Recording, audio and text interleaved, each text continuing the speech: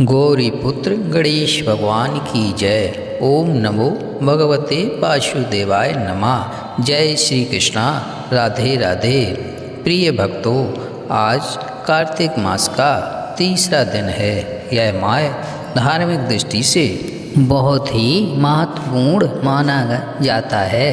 यह माह भगवान विष्णु का प्रिय महीना माना गया है, इसलिए इस माह में विष्णु भगवान की पूजा अर्चना करने का विधान है।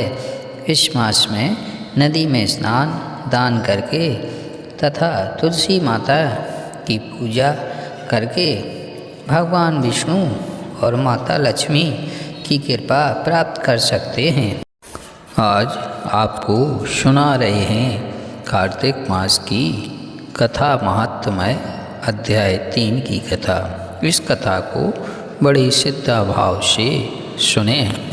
सत्यभामा ने श्री कृष्ण से कहा, हे प्रभु, आप तो सभी काल में व्यापक हैं और सभी काल आपके आगे एक समान हैं। फिर यह कार्तिक मास ही सभी मासों में श्रेष्ठ क्यों है? आप सब तिथियों में एकादशी और सभी मासों में कार्तिक मास को ही अपना प्रिय क्यों कहते हैं? इसका क्या कारण है? भगवान श्री कृष्ण ने कहा, हे भामिनी, तुमने बहुत अच्छा प्रश्न किया। मैं तुम्हें इसका उत्तर देता हूँ, ध्यानपूर्वक सुनो।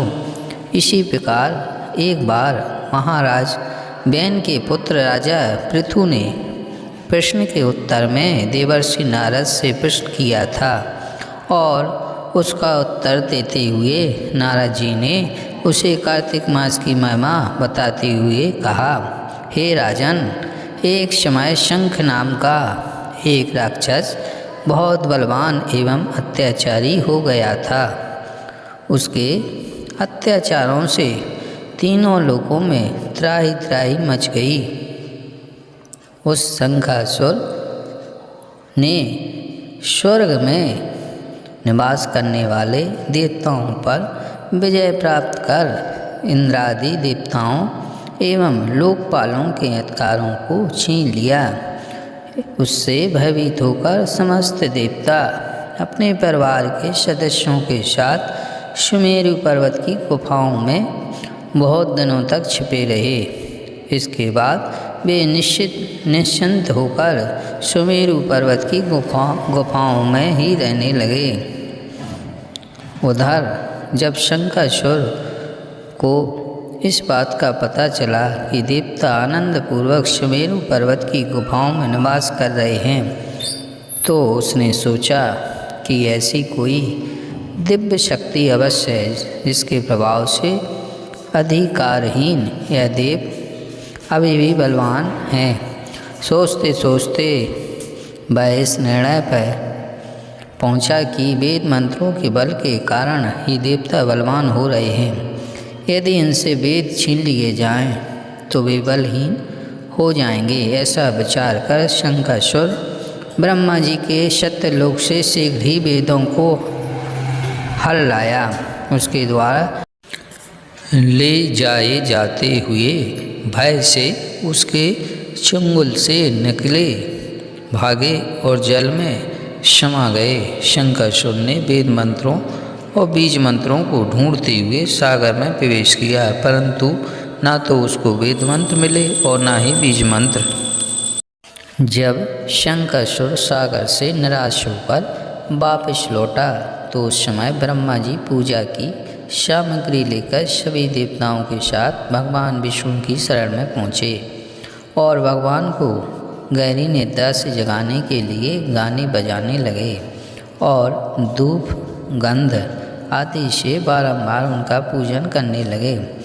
धूप दीप निवेद आदि अर्पित किए जाने पर भगवान की निद्रा टूटी और वह देवताओं शायद ब्रह्मा जी को अपना पूजन करते हुए देखकर बहुत प्रसन्न हुए। तय कहने लगे, मैं आप लोगों के इस कीर्तन और मंगल चरण से बहुत ही प्रसन्न हूँ। आप अपना अभिष्ट वरदान मांगिए, मैं अवश्य प्रदान करूँगा। जो मनुष्य अश्विन शुक्ल की एकादशी से देवोत्थान एकादशी तक ब्रह्ममुहूर्त में उठकर मेरी पूजा करेंगे। उन्हें तुम्हारी ही भांति मेरे प्रसन्न होने के कारण सुख की प्राप्ति होगी। आप लोग जो पद्म, आर्य, आचमन और जल आदि सामग्री मेरे लिए लाए हैं, वे अनंत गुणों वाली होकर आपका कल्याण करेगी। शंकर सुर द्वारा हरे हारे गए संपूर्ण वेद जल में स्थित हैं। मैं सागर पुत्र शंकर सुर का वध कर उन वेदों को अभी लाए देता हूँ। आज से बीज मंत्र और वेदों सहित मैं प्रतिवर्ष कार्तिक मास में जल में विश्राम किया करूँगा। अब मैं मत्स्य का रूप धारण करके जल में जाता हूँ। तुम सब देवता भी मुनीश्वरों सहित मेरे साथ जल में आओ। इस कार्तिक मास में जो श्रेष्ठ मनुष्य प्रातःकाल स्नान करते हैं, वे सब यज्ञ के अभ्यर्थ स्नान द्वारा भली भांति नहा लेते हैं। देवेंद्र, कार्तिक मास में व्रत करने वालों को सब प्रकार से धन, पुत्र, पुत्री आदि देते रहना और उनकी सभी आपत्तियों से रक्षा करना। हे धनपति कुबेर, मेरी आज्ञा के अनुसार तुम उनके धन धान्य की वृद्धि करना, क्योंकि इस प्रकार का आचरण करने वाला मनुष्य मेरा रूप धारण कर के जीवन मुक्त हो जाता है। जो मनुष्य जन्म से लेकर मृत्यु पर्यंत विधि पूर्वक इस उत्तम व्रत को करता है, वह आप लोगों का भी पूजनीय है।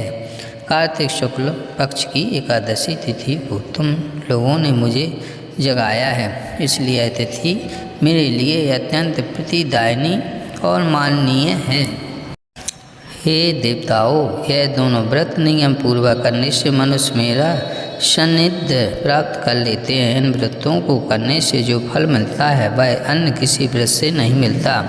अतः प्रत्येक मनुष्य को सुखी और निरोग रहने के लिए कार्तिक महात्म्य और एकादशी की कथा सुनते हुए उपयुक्त नियमों का पालन अवश्य करना चाहिए। जो भी भक्त कार्तिक मास की कथा सुनता है उसके मनोरथ पूर्ण होते हैं।